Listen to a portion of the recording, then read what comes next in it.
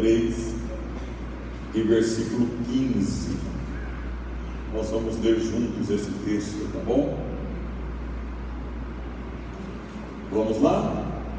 Mas se tardar, para que saibas como convém andar na casa de Deus, que é a igreja do Deus vivo, a coluna e firmeza da verdade.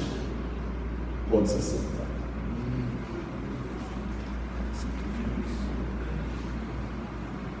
A igreja do Deus vivo, coluna e firmeza da verdade. Na terça-feira passada nós falamos,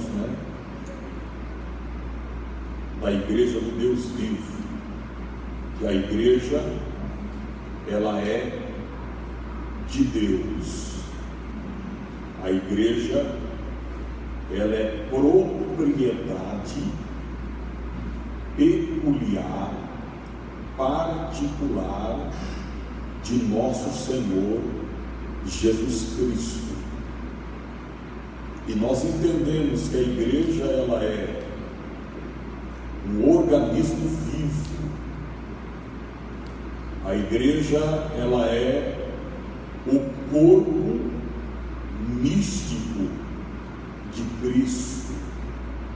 Cristo é o cabeça, ou a cabeça da igreja.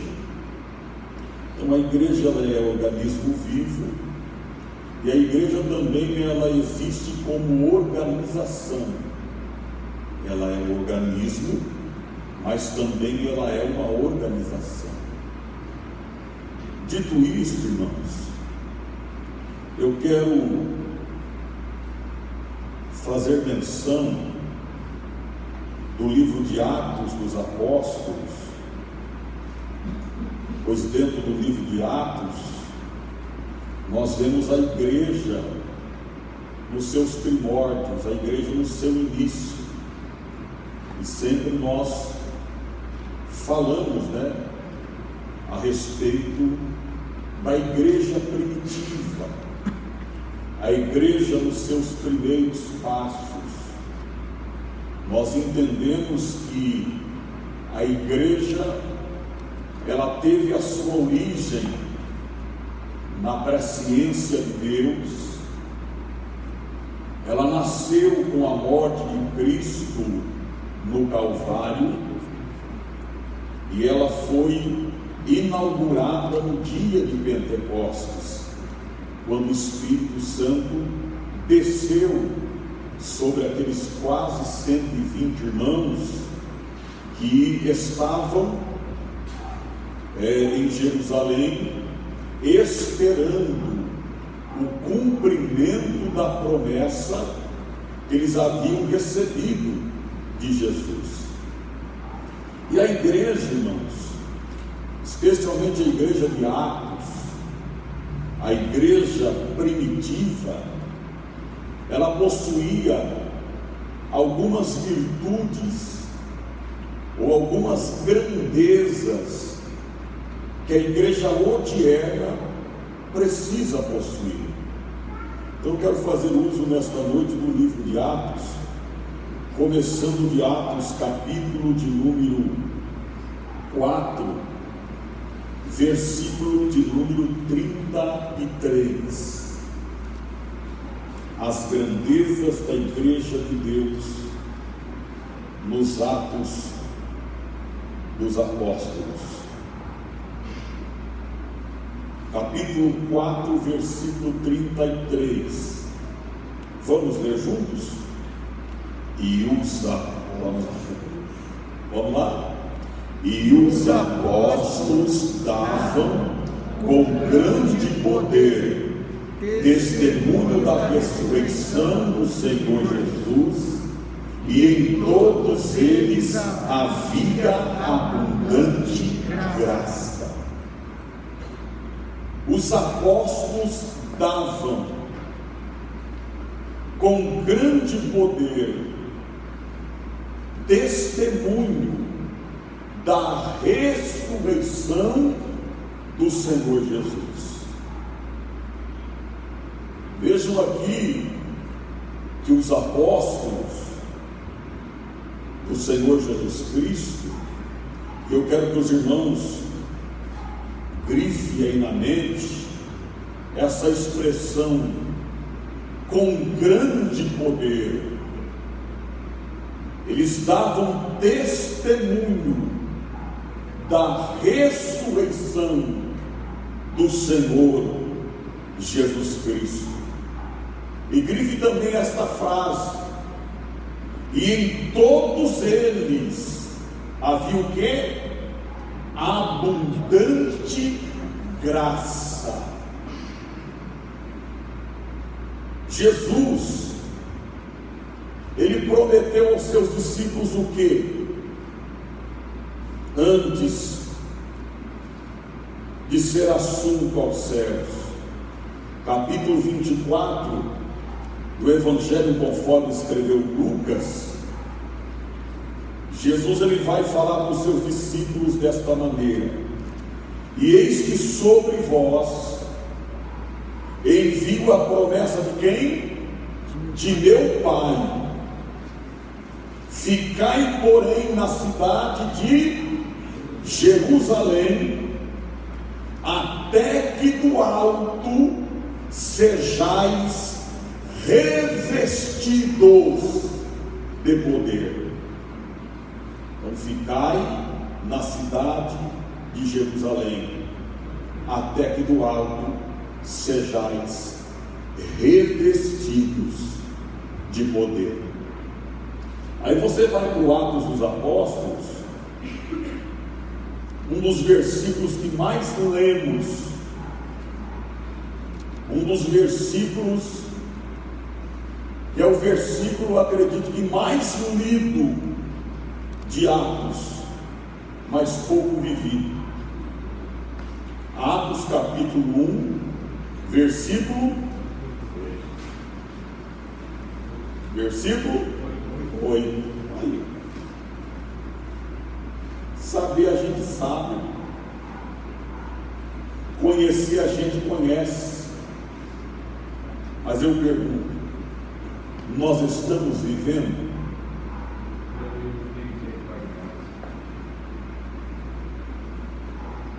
Nós precisamos viver. E eu glorifiquei a Deus no sábado à noite, porque hoje, irmãos, tem muitos crentes à cata de novas revelações. Tem crentes que estão atrás até de novas teologias, mas não vivem a simplicidade do Evangelho, não vivem o que conhece. E nós conhecemos, e daí que sai esta frase, né? Não basta conhecer, nós precisamos viver. É o que eu disse alguma terça-feira passada. Eu acho que o diabo conhece Bíblia muito mais do que muitos crentes, só que ele continua sendo o diabo. Então não basta conhecer, a gente precisa viver. Aleluia. E aqui o próprio Jesus vai dizer que a preocupação dos discípulos por estarem subjugados a Roma era com a restauração política de Israel. E eles fazem esta pergunta: Senhor, neste tempo restaurarás o reino a Israel? Nós deixaremos de ser vassalos de Roma? Aí Jesus diz para ele: olha, não vos pertence saber os tempos e as estações que o Pai estabeleceu pelo seu próprio poder. Glória a Deus. Irmão, o Pai estabeleceu pelo seu próprio poder. Aí que entra o versículo, que é o versículo dos versículos mais lindos da Bíblia. Mas recebereis o quê? O diploma de teologia? Para dar o diploma. Irmão, se for em termos de professor, os discípulos estudaram. Se Paulo estudou aos pés de Gamaliel, está certo que depois ele recebeu revelações que, né? Mas os discípulos estudaram. Já pensou você assentado aos pés de Cristo, ouvindo o meio do Nazareno? 3 anos e meio lá, estudando aos pés de Jesus, ouvindo Jesus, recebendo profundas revelações do próprio Cristo. Jesus poderia falar: agora vocês vão ser condecorados com diploma, vou lá na Conde Sargentos, vou comprar um anel, esse aqui é da Conde, irmão. Tem gente que pensa que ela é de ouro. Logo, na mão de uma irmãzinha, ele falou assim: nossa, aquele anel do pastor deve valer uns 10 contos. Na Conde lá, 10 contos, 10 reais. Não é 10 reais, né? Então, ele podia ter falado: vocês receberão, pastor, como o pastor Juraci, um anel. Mas Jesus disse para eles: ou então vocês receberão agora uma credencial de missionário, uma credencial de apóstolo. Vocês receberão a virtude do Espírito Santo. Vocês receberão o poder do Espírito Santo que há de vir sobre vós. Aleluia! E vocês serão minhas testemunhas. Aleluia! E que a igreja precisa nos dias de hoje, irmãos. Eu não estou dizendo que os irmãos não precisam estudar, estude. Temos aí, e eu falo porque da nossa igreja eu conheço quem está dando aula, os irmãos que estão lecionando aqui, e o conteúdo das matérias que vem. Estude, irmão. Mas hoje a gente está vendo aí muito cabeça inchada, irmão. Muita, nem diz Napoleão Ribeiro Falcão, muitos barriga grande da perna fina, estão empanzinados com essa teologia, empanzinados com o conhecimento, mas só que é um conhecimento apenas superficial.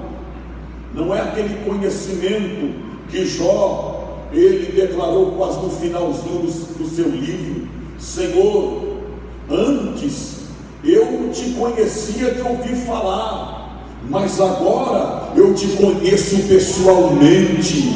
Agora os meus olhos te contemplam, os meus olhos te veem. Então nós precisamos, sim, e foi bem explicado pelo pastor Adal, essa questão, irmão, do conhecimento da vida cristã é uma canoa com 2 remos. É graça e conhecimento, é conhecimento e graça. Bendito seja o nome do Senhor. E os apóstolos, eles tinham conhecimento e eles tinham graça. Aí muita gente, quando não quer essa questão do conhecimento, eles escolhem quem? Em Pedro. Não é verdade? Mas Pedro, porque o Sinédrio, quando reuniu lá para interrogar Pedro e João, segundo eles, a Bíblia não vai narrar, E eles tinham conhecimento que eram homens indoutos, eles, né? Só que depois, no contexto, você vai ler, mas sabiam eles também que eles haviam estado com Jesus. Aleluia, glória a Deus, bendito seja o nome do Senhor. E esse Pedro, que muita gente, né, quer se escorar nele para não estudar a Bíblia, não ter conhecimento, foi ele quem disse: antes crescei na graça e no conhecimento de nosso Senhor Jesus Cristo. Vai Pedro. Então Jesus, ele vai dizer: recebereis poder ao descer sobre vós o Espírito Santo, e vocês serão minhas testemunhas. E eles receberam esse poder? Receberam. Está registrado em Atos capítulo 2, e é um dos textos também mais lidos e mais pregados, né? Cumprindo-se o dia de Pentecostes, estavam todos reunidos no mesmo lugar. E de repente, versículo 2: veio do céu um som, como de um vento veemente e impetuoso, e encheu toda a casa em que estavam assentados. Versículo 3: e foram vistas por eles línguas repartidas como que de fogo, as quais pousaram sobre cada um deles. Versículo 4: e todos o quê? Foram cheios do Espírito Santo. Todos foram cheios do Espírito Santo. Por que todos foram cheios? Porque todos estavam no mesmo propósito, todos estavam em consentimento mútuo, todos estavam de acordo, todos estavam esperando o cumprimento da promessa que eles haviam recebido de Jesus. E quando o Espírito Santo desceu, todos foram cheios do Espírito Santo. Aleluia, glória a Deus. E é o que nós precisamos nesses últimos dias. Eu tenho falado, irmãos, e eu tenho pregado aqui nesta igreja, e por onde eu passo, você pode ter uma inteligência fenomenal. Você pode, né, ser um grande estrategista. Você pode ser um grande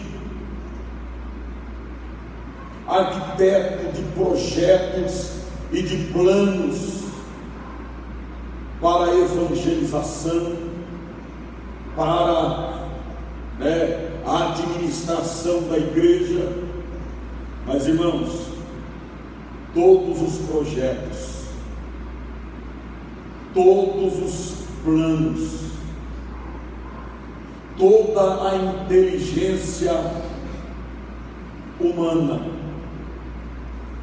não pode substituir o poder do Espírito Santo. Mas sabe o que acontece com a nossa geração? Tem crente que ele quer dar na igreja até um jeitinho brasileiro. Sabe o que acontece com a nossa geração? É que a nossa geração ora muito pouco. Nós oramos muito pouco, irmãos. Aí nós precisamos inventar algumas coisas. Esta é uma realidade, irmão. É uma verdade. É uma geração que nós precisamos estar inventando alguma coisa para cativar os crentes para vir na igreja, percebeu? Tem que inventar alguma coisa. E sempre eu brinco, Nem que for a campanha da espada do Egito, tem que fazer. Porque o povo está atrás de novidade. São novidades. Quem vai estar lá? Ah, é fulano de tal, então eu fui. Porque aquilo lá revela até chacina, carro. Ixi, aquilo lá revela EG, revela SIC. É verdade, irmão. Nós estamos vivendo um tempo. Eu ouvi uma frase, e eu não sei se eu vou expressar direito essa frase, que o maior problema da igreja hoje não são os cultos da semana vazios, são os cultos de domingo com crentes vazios de Deus. Esse é o problema dessa geração. Não são os cultos vazios, no dia de semana, são os crentes vazios de Deus no culto de domingo à noite, irmão. Aí no culto de domingo à noite, o cantor quer cantar, o pregador quer pregar, o popstar quer se apresentar, e assim vai. E a igreja, a gente está vivendo um período tão difícil, que pode perceber, são poucas as igrejas que ainda têm culto de oração. Olha o que eles foram tirar da igreja, não? O culto de oração. Não, mas mexer nos ensaios não pode, porque se mexer. Aí tem crente que não vem na terça-feira, mas ainda no ensaio. Aí eu falei, eu vou fazer culto dia de ensaio, não sai nada. Qualquer dia eu vou chegar de surpresa e falar, não, hoje não vai ter ensaio. Nós vamos ter um culto de adoração a Deus. Mas não é verdade, não? A gente está fazendo uma inversão de valores. Não que eu seja contra, tem que ensaiar sim, para louvar a Deus, para cantar bonito para Jesus. Mas está havendo uma inversão. E percebe-se, a maioria dos conjuntos se levantam na igreja é para cantar, não é para orar. Eu estou falando alguma mentira? Se tiver, fala aí, não. É verdade, irmão. Estamos invertendo os valores. E eu aprendi com meus pastores: pouco oração, pouco poder. Nenhuma oração, nenhum poder. Agora, muita oração, muito poder. A igreja chegou até aqui porque através do poder do Espírito Santo. Não foi com bam da retórica, não foi com bam da teu, não. Foi com homens simples, mas homens que se dedicavam à oração, homens cheios do Espírito Santo. Aleluia, bendito seja o nome do Senhor. Homens que passavam horas a fio pedindo uma palavra para Deus, para entregar para a igreja à noite. Não ficava na internet buscando mensagem, não ficava copiando o pregador fulano de tal, não ficava copiando esse ou aquele. Ia para o altar da oração e a revelação vinha do alto dos céus e pregava a palavra, e a glória de Deus descia no meio da igreja.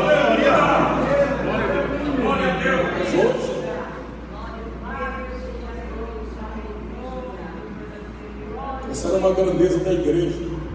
Dava com grande poder testemunho da ressurreição do Senhor Jesus. Ah, mas eu quero fazer. Quer fazer? Mas o ficar em Jerusalém.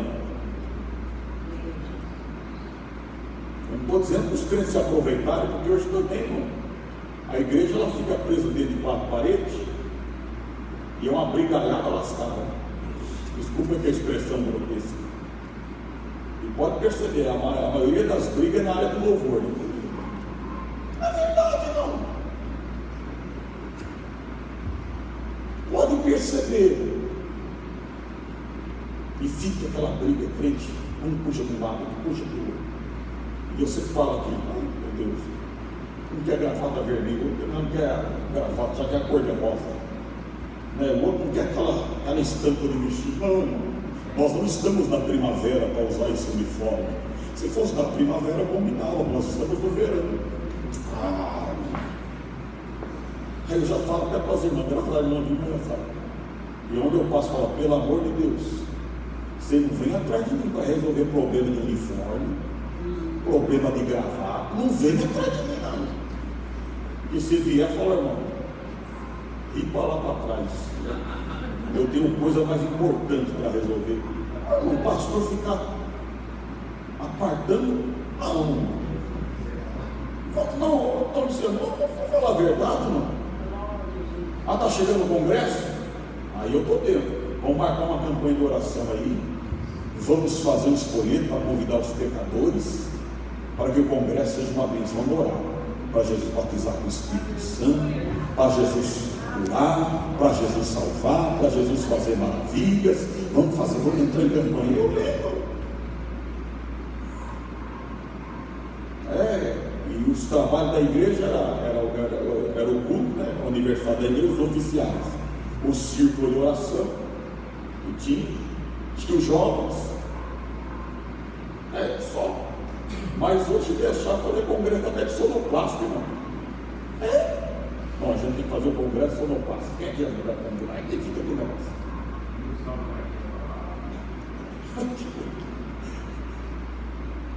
E a gente está vivendo isso, irmão. E a gente tem que. Aí tem gente que fala, pastor, você fala com jeitinho, porque tem uns crentes que são meio. Fala com jeitinho. Mas o crente, irmão, que é meio, não é aquele crente que vem para a igreja agora. Ele já tem 30 anos de igreja, irmão. Já tem uns 60 anos de igreja. Está aí. Fiquei magoado com aquilo que o pastor falou. Fiquei meio sentido. Aí fala igual o pastor, olha aqui na minha gravata. Olha aqui. Olha bem na minha gravata aqui. Ficou sentidinho? Vai orar que Jesus resolve. Vai orar que Jesus derrama o bálsamo. E Ele vai falar para você, meu filho, esta é a minha palavra. Viva a minha palavra. Eu estou disposto a derramar sobre a minha igreja o poder do Espírito Santo. Porque o que atrai, irmão, o pecador para a igreja é a presença do Espírito Santo. É a presença do Espírito Santo. Porque não é o pastor que convence, não é o pregador, é o poder do Espírito Santo. É o Espírito Santo que convence. E uma igreja que tem o poder, eu estou falando do poder do Espírito Santo, irmão. Eu estou falando do poder do Espírito Santo. Estou falando essa barulheira que às vezes acontece, porque lá está vazia, faz um barulho também. Nossa, aquela igreja está cheia do poder. Aquele crente está cheio, mas não muda. Porque hoje, tem gente para dimensionar e medir se aquele é cheio ou não. Olha aquele lá, fala a língua. Olha. Fala a língua. Olha que ela revela, é cheio. Mas continua mentindo. Não tem paz com o irmão, é brigado, vira a cara.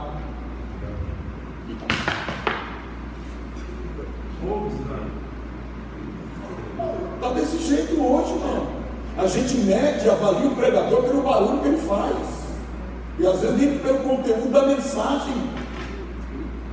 Ixi, aquele é cheio. Ixi, aquele lá. Se você beber, falou assim, não tem um aí. E se você trouxer aqui.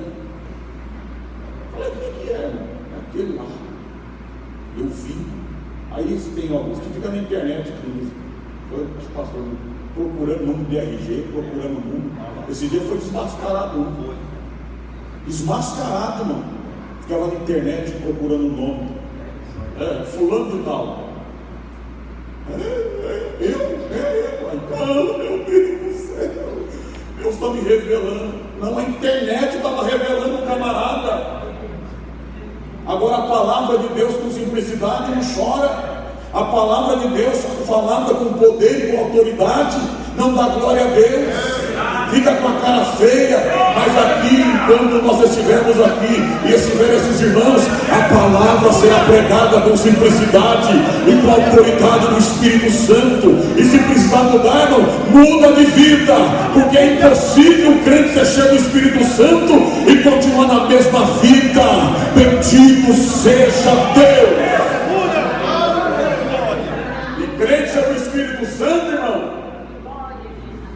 não é pelos dons que ele possui, mas pelo fruto que ele produz.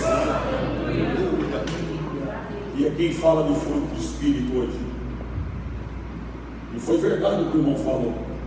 Hoje nós vivemos um tempo que esses pregadores midiáticos, eles têm 6, 7 mensagens. Aí chega no púlpito, cruza a perna e fica procurando. E olhando para a igreja. Não é essa aqui.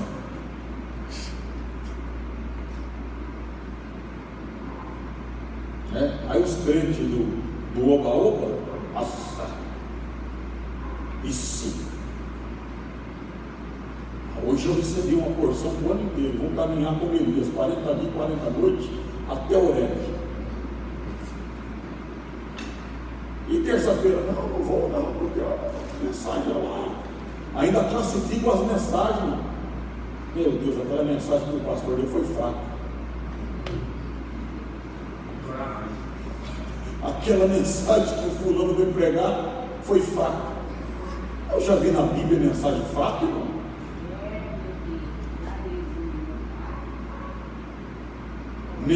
Oração fraca. Não, aquela oração é forte. Ainda classifico até o dia, vem fazer, irmão. Ainda bem que vai cair sexta-feira 13, esse dia caiu, parece. Vem na sexta-feira 13. Olha só a propaganda. Sexta-feira 13 será a sexta-feira forte. Estaremos desmanchando macumba na cachoeira, macumba na mata, macumba na boca do sapo. Sexta-feira 13. Na sexta-feira 13? Uma oração forte na sexta-feira 13? Meu Deus é forte na sexta-feira 13, irmão. E na sexta-feira 14 ele é forte também. E ele não despreza a oração. Agora existe oração com fé e sem fé. Ele não despreza o clamor daquele que o busca, daquele que busca a sua presença. Seja na sexta-feira 13, seja no sábado 14, seja no domingo 15. Ele é o Deus de todos os dias. É o Deus que sempre está falando: clama a mim e eu te responderei, aleluia, e anunciar-te-ei coisas grandes e firmes que não sabes. Mas vamos então buscar de Deus este poder, o poder do Espírito Santo sobre nossas vidas. E como é que consegue esse poder, pastor? É igual Simão Mago. Você pode comprar, se eu estou dizendo no contexto geral, pode comprar consagração, você pode comprar um diploma de teologia, pode comprar um anel, pode comprar, irmão, mas o poder do Espírito Santo não se compra. O poder do Espírito Santo não se compra. Foi o Simão, o mago, que quis dar um dinheiro. Recebe um dinheirinho aí, dá esse poder para nós. E quantos Simãos, magos nós temos por aí, irmão, querendo comprar? Compra cargo, às vezes compra consagração, compra título, compra até igreja com porteira fechada, como a gente viu tempos atrás. Compra. Mas o poder do Espírito Santo não se compra, porque o poder do Espírito Santo não está à venda. Glórias a Deus. O poder do Espírito Santo se conquista no altar da oração, buscando a presença de Deus, buscando, chorando e orando na presença do Senhor. E foi o que os discípulos fizeram, 10 dias orando, 10 dias, aleluia, lá no cenáculo, dizendo: Deus, nós queremos o cumprimento da promessa. Deus, derrama sobre nós o teu Espírito. E no dia de Pentecoste o céu se abriu, o Espírito Santo desceu, aleluia, glória. cheios do Espírito e começaram a falar em outras línguas, conforme o Espírito Santo lhes concedia que falassem. Que coisa linda, irmãos. Aí foi inaugurada a igreja, e a igreja vem. Olha o que a igreja enfrentou, irmãos. Olha o que a igreja passou. Olha que os apóstolos, todos eles, menos João, todos eles morreram de mortes cruéis. Todos eles morreram tragicamente. Todos eles sofreram o martírio. Mas hoje, quer que eu diga a real, os pregadores da nossa geração, eles querem mais curtida no Facebook, querem mais comentário nas lives. O que a gente está tendo de live? E se fosse para pregar a Bíblia, tudo bem, mas irmão, é cada coisa. É cada coisa. E fica aquele pessoal, e fica atrás, e fica vendo aqueles negócios. E os crentes lá, comprando. Mas por que estão comprando? E estão buscando isso? Porque não ora como deveria orar. Não busca Deus como deveria buscar. Porque se a nossa geração buscasse a Deus, se nós, eu estou me incluindo nisso, nesse pacote, fôssemos cheios do Espírito Santo, como a Bíblia diz, e como a Bíblia fala, nós não precisaríamos estar correndo atrás de profeta, correndo atrás de milagres, correndo atrás desses pseudos homens de Deus, desses apóstolos, porque hoje eu não sei aonde inventaram, que apóstolos mesmo são aqueles que viram Cristo ressurreto, que foram testemunha ocular do Jesus Cristo redivivo, do Cristo que ressuscitou. Eles viram, como Paulo, Jesus apareceu a Paulo depois no caminho de Damasco. Não era nem para ser chamado, mas hoje essa febre, quanto maior o título, mais parece que se incham, se ufanam. O Evangelho de Cristo não é isso.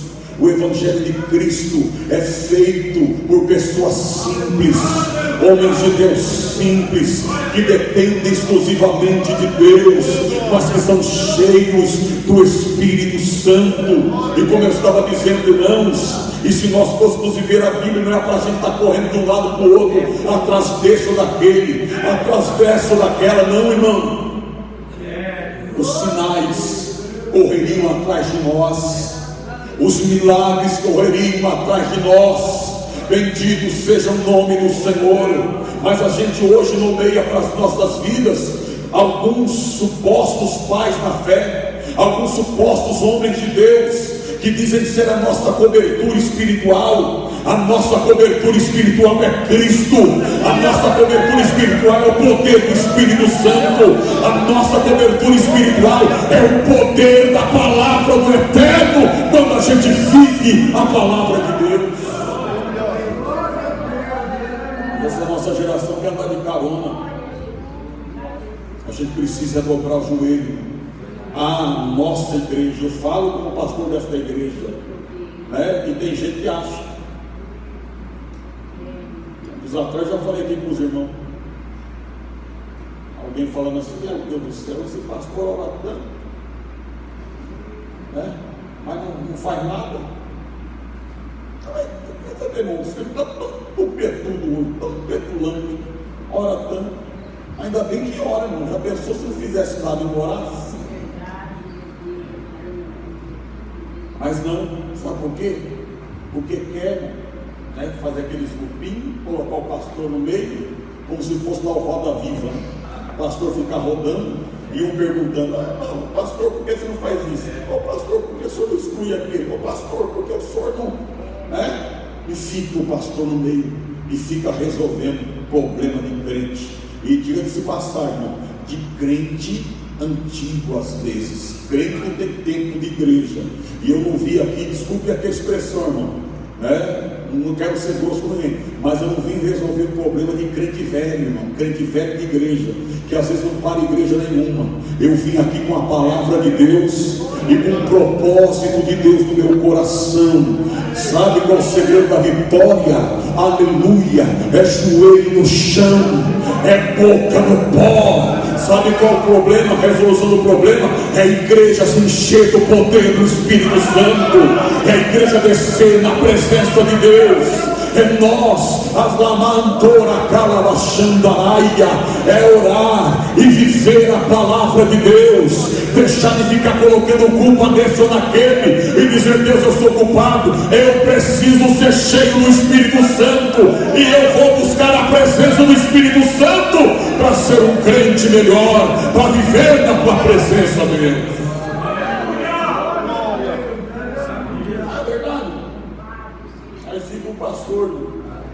Ele passa 4 anos na igreja e ele está brincando de cirandinha com os crentes, né?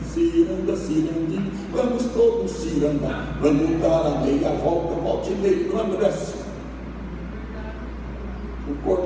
O anel que tu me deste era lindo, se quebrou. Olha que a gente está num jardim de infância. É tempo, irmão, de crescer. É tempo de se encher do Espírito Santo. E que você seja cheio do Espírito Santo. Levante a tua mão direita para o céu, as duas. Que você seja cheio do Espírito Santo. Abacala Xandarabahaya. Que esta igreja seja cheia do Espírito Santo, que o setor de Valparaíso seja cheio do Espírito Santo, que cada dirigente de congregação, que cada obreiro, cada pastor, cada evangelista, cada presbítero, cada líder de departamento sejam cheios do Espírito Santo, que os nossos jovens sejam cheios do Espírito Santo, que os nossos adolescentes sejam cheios do Espírito Santo, que aqueles que não são batizados com o Espírito Santo sejam batizados com o Espírito Santo. Bendito seja o nome do Senhor. Se começarmos a orar, aleluia, nós falaremos em línguas estranhas. Se nós começarmos a orar como devemos orar, haverá intérprete de línguas, haverá milagres, haverá maravilhas, haverá produção do fruto do Espírito Santo, haverá sinais no nosso meio, haverá prodígios em nosso meio. Mas eu pergunto, irmão, quanto tempo ou quantos minutos você passa de joelho? Eu não estou dizendo aqui que você precisa passar 1 hora, 2 horas. Quanto tempo, irmão, você ora? Será que você ora pelo menos 10 minutos no dia? Você ora 15 minutos no dia? Você ora 20 minutos no dia? Ou você está ocupado demais? Você está ocupado demais para Deus? Você está ocupado demais, correndo demais? Tem tempo para tudo, mas não tem tempo para orar, não tem tempo para ler a Bíblia e está sempre cantando o hino: estou fraco.